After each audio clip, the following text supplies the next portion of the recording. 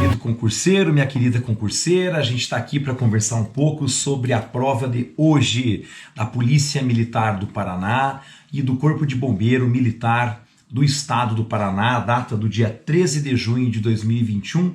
Como eu prometi, cheguei aqui para conversar por volta aí das 20 horas. Foi o tempo necessário para que a gente pudesse receber a prova, corrigir a prova e fazer contato aí com todos os nossos concurseiros e com as nossas concurseiras. A prova de geografia ocorreu como previsto, né?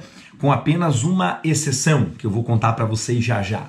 O que caiu em geografia hoje? Coordenadas geográficas, acertamos esse tema em nossas aulas. Bloco econômico, pelo menos um bloco econômico seria cobrado, né? Nós apostamos aí que poderia ser Mercosul, União Europeia, tigres asiáticos e acabou caindo o nosso Mercosul bem próximo da gente, ainda bem, né? Cartografia sempre apareceu uma questão também, não é? Regiões metropolitanas, trabalhamos em nossas aulas, apareceu também aí regiões metropolitanas. Federalismo, né, que é aquela estabilização que o Brasil teve a partir ali do século XIX na formação dos nossos estados da federação, também apareceu uma questão. Geografia da violência, a gente comentou, no concurso passado apareceu o mapa do crime, agora apareceu a geografia da violência, é comum para esse tipo de banca, para esse grau de exigência, para essa profissão. E a regionalização brasileira sempre aparece, também caiu uma questão, conseguimos aí acertar mais essa também. Agora, o que nos deixou admirados foi geografia do Paraná. Em média, nós esperávamos aí de 3 a 4 questões, né? Acabaram caindo 5, né? Foi aí quase que, né, 5 vezes mais questões do que todas as outras temáticas. Todas as outras temáticas apareceram apenas uma questão e geografia do Paraná apareceram 5 questões. 5 questões. Vamos comentar com vocês um pouquinho sobre os resultados. Eu estou aqui com o meu caderninho e com o meu celular. No caderninho eu estou com os gabaritos aí. E aqui no meu celular eu estou com as questões. Lembrando, é gabarito extraoficial, não é gabarito ainda da UFPR, não é gabarito da INC. Foi resolvido aqui por nós, não é? E é claro, pode ter aí alguma incongruência, alguma diferença, eles podem acabar alterando algumas respostas depois de recursos, mas do nosso ponto de vista, da nossa experiência, a gente aqui elenca para vocês o que nós acreditamos estar correto dentro das questões ali colocadas nesta prova. Maravilha? Então vamos lá, acompanhem comigo. Eu tô com a prova, salvo engano, A aqui comigo, mas eu vou ler as questões porque todas elas não alteraram a ordem, tá, das alternativas. O que alterou foi a ordem das questões com relação a uma prova e outra. Então eu vou para as questões. Aí depois você dá uma olhadinha no teu tipo de prova e procura ela aí, tá certo? A primeira que eu tenho aqui trata sobre o sistema de coordenadas geográficas e orientação na superfície terrestre. Né? É correto afirmar o quê? O que é correto afirmar? Veja só. Letra A. Embora cada ponto do espaço possa ser identificado por uma coordenada geográfica fixa, a localização geográfica é relativa, pois depende da posição do observador. Gente, a posição geográfica com relação, nas coordenadas, com relação ao que está estabelecido no planeta, longitudes, latitudes, graus, minutos e segundos, é a mesma. Onde você estiver, essa localização estará ali garantida pelo sistema de coordenadas geográficas. Isso pode ser demonstrado no próprio GPS, né? Então, é claro, ela vai ser sempre, nesse caso aqui, absoluta. E o que nós temos na letra B? Com as novas tecnologias de mapeamento e localização via satélites orbitais, o uso de coordenadas geográficas terrestres tem se tornado cada dia mais obsoleto. Isso é um fato, já que nós temos tantos aplicativos de localização, de direcionamento. Infelizmente, o estudo das coordenadas geográficas tem se tornado cada vez mais irrelevante. Estamos estudando apenas para entender o seu funcionamento. Agora, a sua utilidade prática, infelizmente, tem se perdido ao longo do tempo, tornando, na minha opinião, a letra B como uma alternativa verdadeira. A letra C, as linhas dos trópicos de Câncer e Capricórnio são coordenadas usadas para determinar as estações do ano, o que não é verdade, né? Pode-se utilizar aí a linha do Equador, mas a climatologia, ela tem questões, linhas, localizações próprias, pois ela depende da maritimidade, da continentalidade, da altimetria, tá? Ela depende da própria localização no planeta, não é? Hemisfério norte, hemisfério sul, é uma questão de solo, uma questão, sabe, de altitude, quer dizer, nós temos uma série de questões que vai identificar qual é o clima, né, no planeta e em seus mais diversos locais, tornando-a errada também. Vamos lá, a questão D. O meridiano de Greenwich é a linha de coordenada que define a localização do hemisfério norte e sul do planeta. Não, é a linha do Equador, tá? Letra E, os fusos horários são referenciados nas linhas de latitude. Não, é longitude, são nas linhas de longitude que os fusos horários são calculados, tornando a letra E errada também. Portanto, na questão sobre coordenadas geográficas, tenho elencado como a letra B a verdadeira. Lembrando, é um gabarito extraoficial, feito por nós. Vamos lá. A outra questão que eu tenho é sobre o Mercosul. O Mercosul acabou aparecendo, não é? Então vamos lá, vamos tratar um pouquinho sobre ele. Países membros e países associados compõem o Mercosul, todos com igual participação nas vantagens oferecidas pelos tratados que formam. Veja só, depende. Existem questões em que países associados não têm os mesmos benefícios, a gente sabe disso. Exatamente por isso eles são associados e não países membros. Então muitos acordos, muitos tratados, não é? Eles acabam tornando-os um pouco diferentes com relação a seus direitos e benefícios, o que torna, na minha opinião, a letra A falsa, até porque ela generalizou colocando todos com igual poder. Generalizou, nem sempre é assim, tá?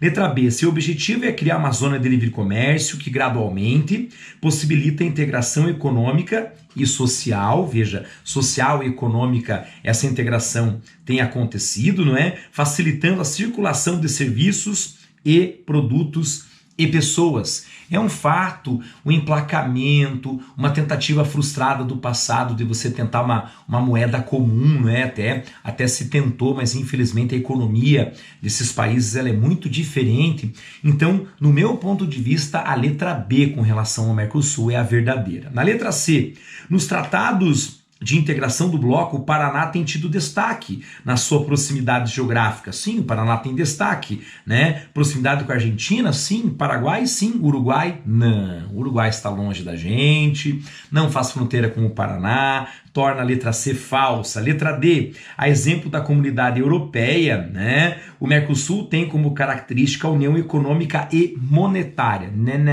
Monetária não, nós não temos uma moeda comum, né? E letra E, o Mercosul constitui a primeira experiência, não, nós tivemos o Cornesul, tornando a letra E falsa, não foi a primeira experiência aqui de tratado na América do Sul, tá bom? Lembrando então aqui o nosso gabarito extraoficial. Vamos a outra. Questão de número 32, características geográficas do espaço paranaense. Vamos falar um pouquinho sobre isso agora, não é? Letra A. As políticas de desconcentração econômica implementadas a partir da década de 1990 permitiram o desenvolvimento do PIB bem distribuído por todo o território paranaense. Infelizmente não. Nós temos aí áreas de grande pobreza no centro do Paraná, no sudoeste do Paraná, no sul do Paraná, até algumas cidades da região metropolitana, fazendo com que várias regiões do Paraná tenham um desenvolvimento do seu produto interno bruto desigual, tornando essa alternativa incorreta. Vamos para a letra B. A região metropolitana de Curitiba, com alto índice de urbanização, concentra mais de 25% da população total do estado. É verdade, muitos livros de geografia dizem que está em torno de 28% a 30%. E nessa interpretação gramatical, ter 28% a 30% é mais de 25%. A letra B é verdadeira. Letra C. As taxas de crescimento populacional das regiões que compõem o Estado evidenciam uma tendência à manutenção da percentagem relativa na participação da população regional no total do Estado. Não, isso não é verdade. Fica evidente aí com dados principalmente trazidos pelo IPARDES, né? Letra D. Os dados do IDH demonstram que há equitatividade, ou seja, um equilíbrio nos índices de desenvolvimento humano entre seus municípios. Não. No Paraná nós temos municípios de grande riqueza, Ponta Grossa, Londrina, Cascavel, Maringá, Curitiba, mas nós também temos municípios aí que têm um IDH bastante baixo, não há um equilíbrio, há uma certa distância, que o governo aí, ao longo da sua história, tem tentado reduzir, tornando a letra D falsa. E letra E, as características culturais da população são originárias da imigração interna. Não, são originárias da imigração externa, sobretudo da imigração europeia, tornando a letra E falsa também. Maravilha? Vamos dar uma olhadinha em outra agora? Eu vou falar um pouquinho da que trata das comunidades tradicionais do estado do Paraná, né? Tem um pequeno texto ali que trata dessas comunidades, diz assim, olha só. De acordo com o decreto 6.070 de 2007, os povos e comunidades tradicionais são definidos como grupos culturalmente diferenciados e que se reconhecem como tais, que possuem formas próprias de organização social que ocupam e usam territórios e recursos naturais como condição para a sua reprodução cultural, social, religiosa, ancestral e econômica, utilizando conhecimentos, inovações e práticas geradoras por tradição. Então, um texto que faz o reconhecimento aí das nossas formas próprias de organização cultural, tá bom? Disponível ali em planalto.gov.br. Veja só, é um decreto, tá? Vamos ler um pouquinho o que diz a questão sobre povos e comunidades tradicionais do estado do Paraná. Povos e comunidades tradicionais. Veja só, letra A. Em função do baixo número de pessoas escravizadas, nós tivemos escravos aqui no estado do Paraná, e da intensa ocupação do seu território, as comunidades quilombolas do Paraná foram extintas. Não, nós temos várias comunidades quilombolas e algumas até bem próximos de nós, aqui em Palmeira nós temos uma, não é? Muito, muito importante, então elas não se extinguiram, é falsa a letra A. Letra B. O avanço da monopolização da terra para a produção de monocultura voltada à exportação fez desaparecer práticas típicas das comunidades faxinalenses, dessas comunidades de faxinal, que são comunidades e grupos pequenos da agricultura familiar no estado. Não é verdade. Temos ainda a manutenção da pequena propriedade, da produção de mel, sobretudo da produção de tabaco, não é? A produção suína, algumas até produções de aves, não é? Bicho da seda, são produções aí artesanais, familiares, pequenas, de pequena propriedade, que permaneceram, tornando a alternativa B falsa. Vamos à alternativa C. A forma com que o território paranaense foi ocupado propiciou etnias indígenas existentes no estado garantir a preservação de suas terras. Gente, não é verdade, né? A gente teve aí na história do estado do Paraná a perseguição a comunidades indígenas e a grande redução de suas propriedades, de suas reservas, o que faz com que as comunidades indígenas aí, as das mais diversas, desaparecessem do estado do Paraná. Letra D. As diferentes formas de uso e posse da terra e seus recursos entre a agricultura tradicional e aquela feita pelos povos e comunidades tradicionais são objetos de disputa por território. Gente, a letra D é conceitual. Por que há disputa de território? Não só no Paraná, mas também no Brasil, questão relativa a invasões, não é? Elas são disputadas devido à fertilidade do solo, à proximidade com o modal para você poder comercializar tudo isso, não é? A questão da terra devoluta, desabitada, improdutiva, área de proteção ambiental, não é? Falta de registro, grilagem de terra. Isso é muito comum tanto no interior do Paraná quanto em outros estados brasileiros, o que torna a letra D nesta questão verdadeira. Vamos lá, letra E. No Paraná, a origem europeia da população torna inviável a definição de comunidades tradicionais. Gente, veja só, se os imigrantes europeus vieram para cá, se misturaram e mesclaram com a população negra, portuguesa, espanhola, indígena, não é?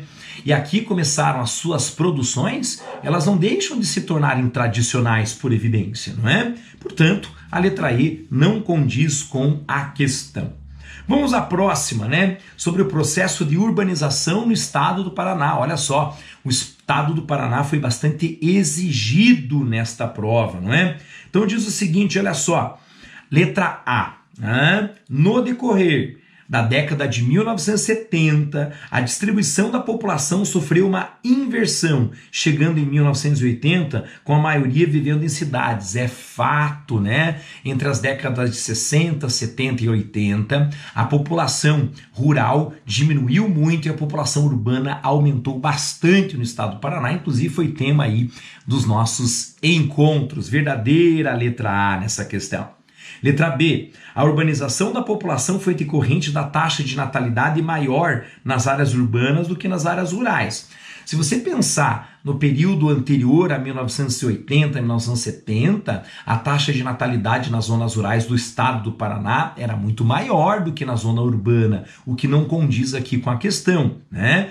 Claro que com o tempo, com essa inversão da população rural, né, para o aumento da população urbana, a taxa de natalidade aqui na zona urbana aumentou muito, mas acaba não condizendo com o histórico desta inversão. Na letra C, o declínio da população rural foi ocasionado pelos grandes investimentos em estruturas urbanas. Não, o contrário.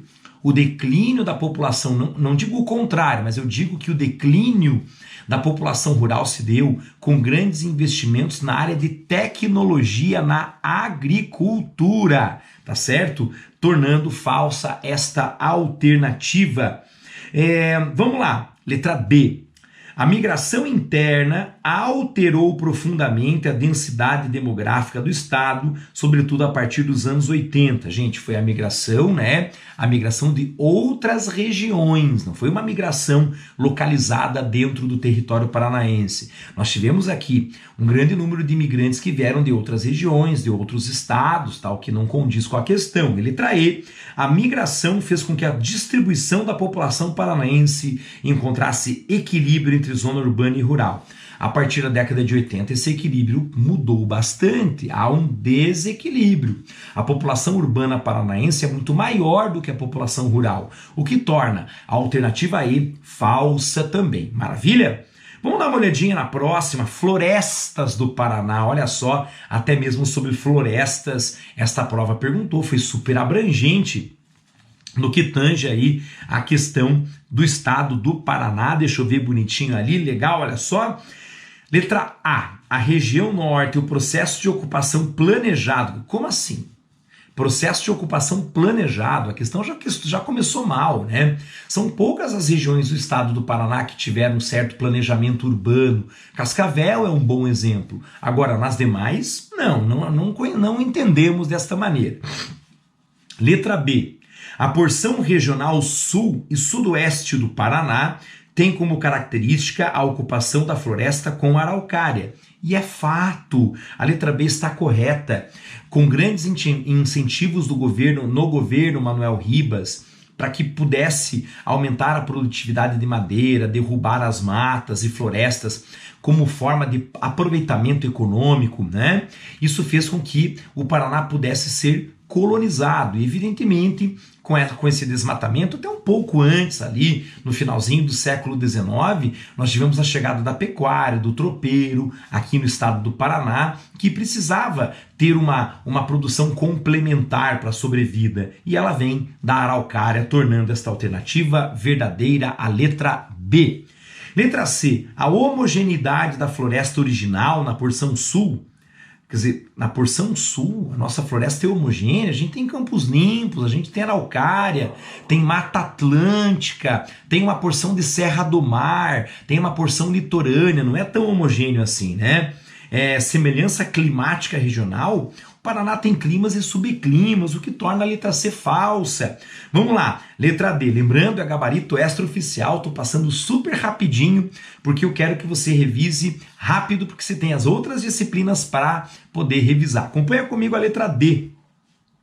Regiões como o Vale do Ribeira e o Centro-Sul paranaense, com baixa densidade demográfica e elevada percentagem de floresta original, têm sua economia baseada na exploração dessas florestas. Gente, não tem mais, tá? A economia aqui é baseada na soja, você tem alguma coisa de cana, bicho da seda, não é? Essas florestas hoje estão dentro de áreas de proteção ambiental, não se pode mais ter aproveitamento dessas florestas nativas com produtividade voltada para a economia, para a lucratividade, tornando a letra D falsa. E letra E. O Parque Nacional do Iguaçu é responsável pela proteção do ecossistema da Mata de Araucária, associada à vegetação de campos. Campos? Não vou nem comentar a alternativa aí, né? 36, né? Quantos campos temos lá? 36 aqui na minha. Para você aí vai estar ocupação do território paranaense. Ocupação do território paranaense. Letra A. A exploração do ouro foi a dinâmica econômica responsável pela ocupação de toda a extensão territorial, que vai do litoral, passando por Curitiba, Campos Gerais até o centro-sul e sudoeste do estado. Gente, a exploração e a mineração aurífera no estado do Paraná foi bem incipiente, foi bem pequena, né? Ela pegou em torno ali do século XVII apenas, na região ali de Paranaguá, né? Se retirou o ouro daqui? Sim. Numa quantidade significativa? Não. Então a gente tem aqui a pecuária no início como grande produtividade, sobretudo ali pecuária bovina, sobretudo de touros também, não é? Então foi isso que deu início do povoamento, a questão da pesca, a questão do comércio, mais tarde a cana-de-açúcar, não é? Depois a erva mate, que vai tornar essa dinâmica ainda mais profunda, a construção da ferrovia Curitiba-Paranaguá, trazendo não só a erva mate, o café, depois aí a soja. Então nesse sentido não foi o ouro que iniciou, que completou, que tornou essa dinâmica possível, ok? Letra B. O período conhecido como ciclo do mate consolidou a ocupação da região central e do norte pioneiro. Gente, norte pioneiro, café, olha o tipo de solo, olha o tipo de clima, tá? Erva mate é mais para o centro do estado do Paraná, né? Mais para a região leste, né? Sudeste. Muito bem. Letra C, o ciclo do café, responsável pelo avanço da ocupação territorial do norte do Paraná, sendo que o auge ocorreu na década de 50 e 60 do século 20, sim. Inclusive foi responsável aí, por muito do café vendido no mundo. A letra C está correta com relação à ocupação do território paranaense. Letra D. A expansão do gado foi o ciclo econômico fundamental na atração de colonos vindos do Rio Grande do Sul e Santa Catarina em direção ao norte do estado? Não, em direção aqui ao leste, ao centro-sul do estado do Paraná, que formou todo aquele rosário ali do caminho tropeiro, né, que vai ali de Viamão até Sorocaba, Sengés, toda essa região aí, não é, que vai lá até Sorocaba, formando aqui Castro, Lapa, São Mateus do Sul, essas cidades interioranas que são tipicamente tropeiras, tá certo? Errou aqui a região, a letra E é falsa. A próxima trata de cartografia, tá certo? Trata de cartografia, né? Foi um desafio para nós e apareceu, como nós ali havíamos previsto. Usa variados elementos para representar o espaço em múltiplas escalas. Sobre essa representação e interpretação, assinale. Olha só, letra A. A extensão territorial de um fenômeno representado no mapa, a correspondência entre o tamanho real do fenômeno e sua redução na representação é definida usando-se como referência os pontos cardeais? Não. A referência é a própria escala. Tá falsa a letra A. Letra B, concurseiros, olha só. Convenções cartográficas são usadas na confecção de mapas. temáticos, enquanto informações como legenda, escala e orientação são usadas para mapas topográficos. Gente, convenções cartográficas são utilizadas em todos os mapas. Legendas também, porque ele precisa apresentar as suas informações. A letra B, além de confusa, ela não trata da realidade cartográfica.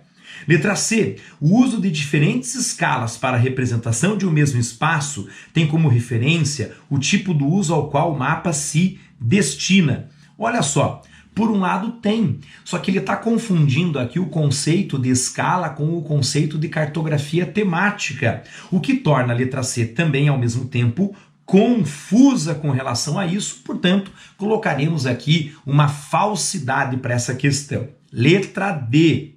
Existem dois tipos de escalas com funções diferentes. A numérica, que mostra o número de vezes que o espaço foi reduzido, e a gráfica, não é? Que indica as medidas reais desse mesmo espaço. Gente, a gráfica, ela vai identificar a questão de distância por centímetro, por exemplo, dentro de um mapa, tá certo? O que eu elenco aqui como falsa, letra D. E a letra E, dependendo da redução de um espaço mapeado, pode-se caracterizar as escalas como grandes ou pequenas, sendo que quanto maior for o denominador de uma escala, maior é o espaço representado. Simples assim. Se uma escala tem um denominador bastante grande, significa que o espaço representado é bastante grande. Por isso, a alternativa E é a verdadeira desta questão sobre cartografia. Vamos à próxima, né? Sobre características das regiões metropolitanas. Questão que, na minha opinião, vai dar bastante pano para manga, porque ela é de grande liberdade de interpretação. Mas vamos lá, vamos fazer aí o nosso chute aí com relação ao que eu acredito que virá no seu gabarito. Olha só. Letra A. As regiões metropolitanas são instituições criadas pelos municípios. Não, as regiões metropolitanas são criadas por lei pelo poder legislativo, pelos deputados estaduais, tá certo? Muito bem.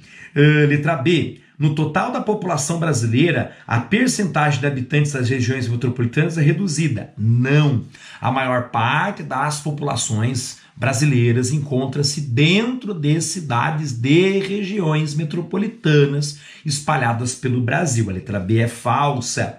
Letra C. Assim como municípios e estados, as regiões metropolitanas têm autonomia constitucional? Como assim autonomia constitucional? Tipo assim, fazer uma constituição orgânica da região metropolitana de Curitiba, que nós não encontramos essa informação dentro da seara geográfica. Letra C é falsa. Letra D, como assim você vai gerar uma autonomia legislativa para uma região metropolitana? Então você vai ter ali os deputados da região metropolitana. Letra D, a gestão comum de áreas metropolitanas, gestão comum, tudo bem. Quando conurbadas é feita por órgãos federais. Quer dizer, quando tem duas cidades que conurbaram, cresceram tanto que acabaram se misturando, encostando, não é? Como é o caso de Pinhais, Curitiba, Pinhais, Araucária, São José dos Pinhais, Curitiba, não é? Elas vão ter primeiro gestão comum e segundo de responsabilidade federal. Nossa, completamente errônea a letra D. E vamos para a letra E, que na minha concepção é a verdadeira. Problemas relacionados à urbanização, como serviços públicos precários, elevados índices de violência, que incidem com mais intensidade sobre as populações periféricas, são comuns às regiões metropolitanas brasileiras. Sim, não é? Se a gente pegar índices de violência, de pobreza, de fome, desigualdade social e desemprego, a gente nota que os índices são muito, muito comuns se aproximarmos, compararmos com várias regiões metropolitanas brasileiras. É um fato, e eu elenco a questão sobre as regiões metropolitanas, a letra E, como sendo a verdadeira. Vamos lá? A próxima é sobre federalismo, e a prova chamou de federação, não é? Também essa também aí tá para gerar um pouquinho aí de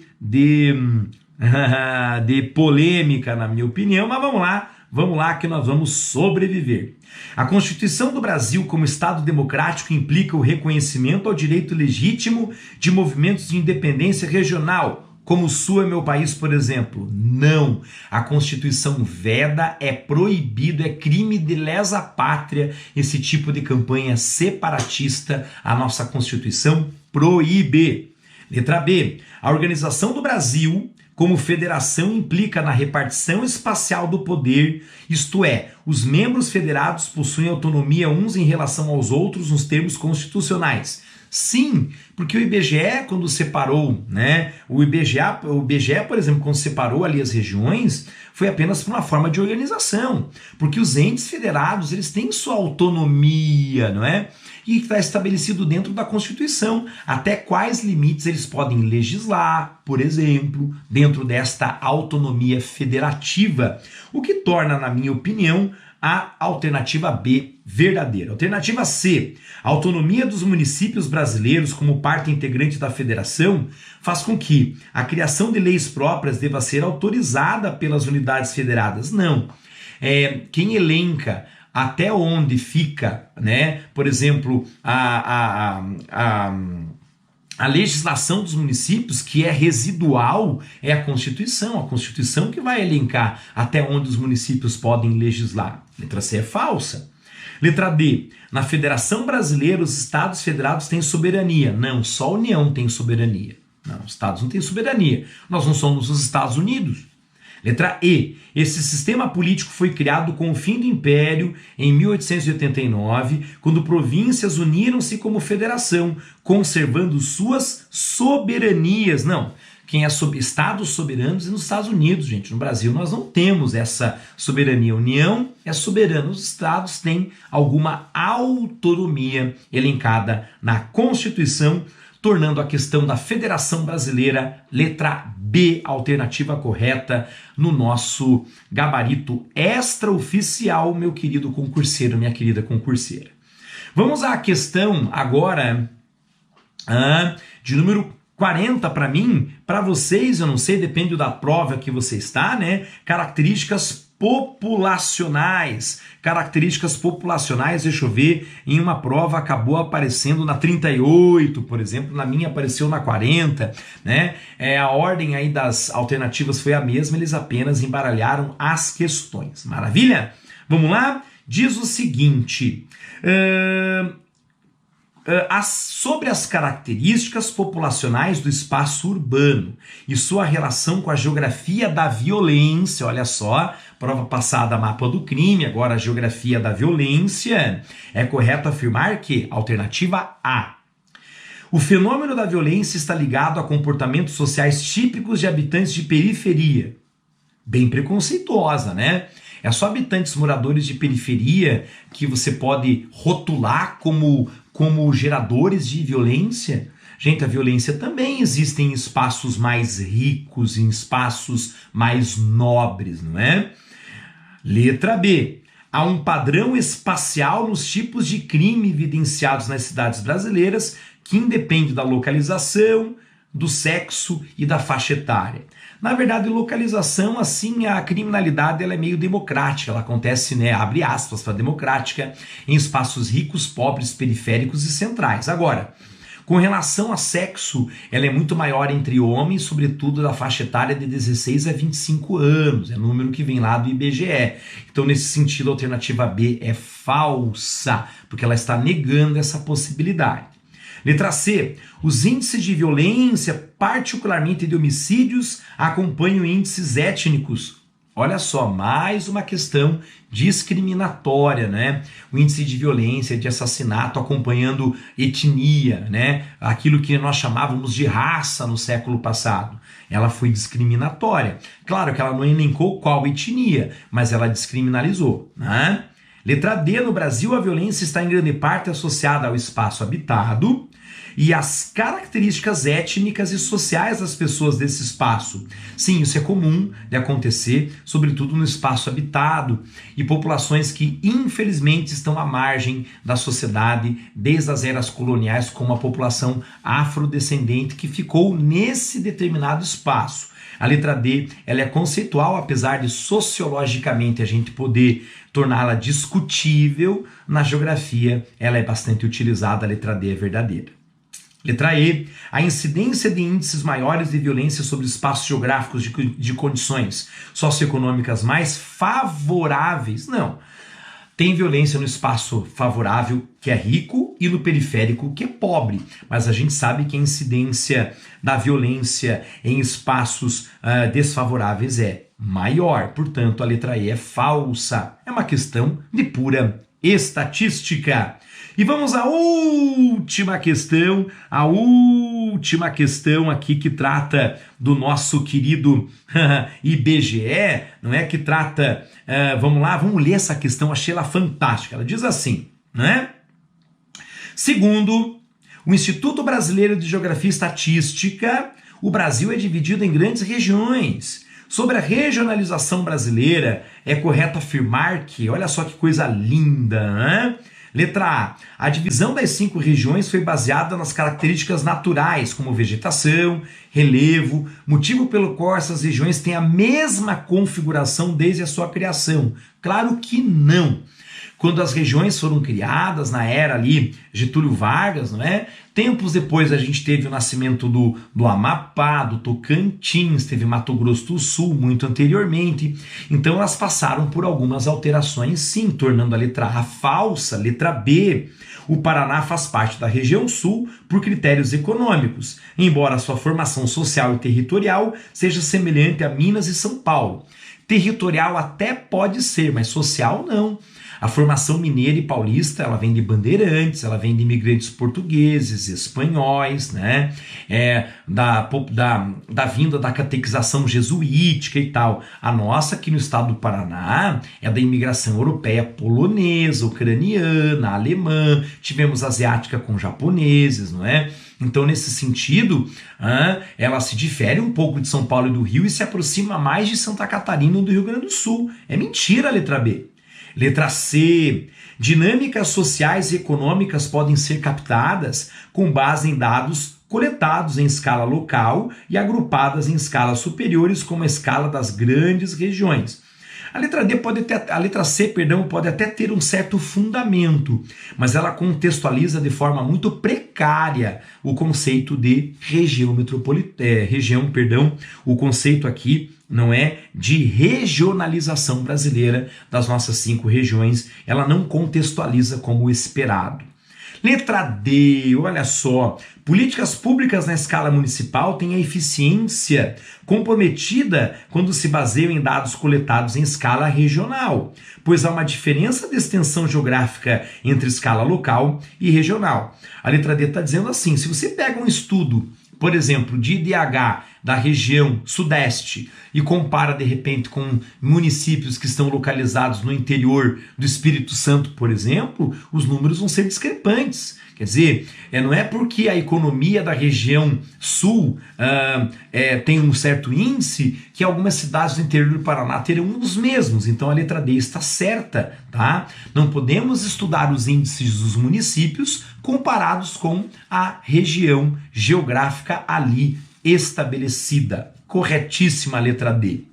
E a última alternativa de hoje, concurseiro e concurseira de Geografia da PM, nesse dia 13 de junho, as regiões geoeconômicas brasileiras e as grandes regiões propostas pelo IBGE são coincidentes. Não é verdade, senão nós não teríamos 2 nomenclaturas diferentes. Veja só, regiões propostas pelo IBGE têm uma configuração e regiões econômicas, geoeconômicas, outra configuração. E digo mais, nós temos 5, não é, regiões aí propostas pelo IBGE, não é? E regiões geoeconômicas, principalmente obras clássicas da geografia brasileira, a separam em 3 regiões, tá certo? O que a torna muito diferente, portanto, a letra E tornou-se falsa.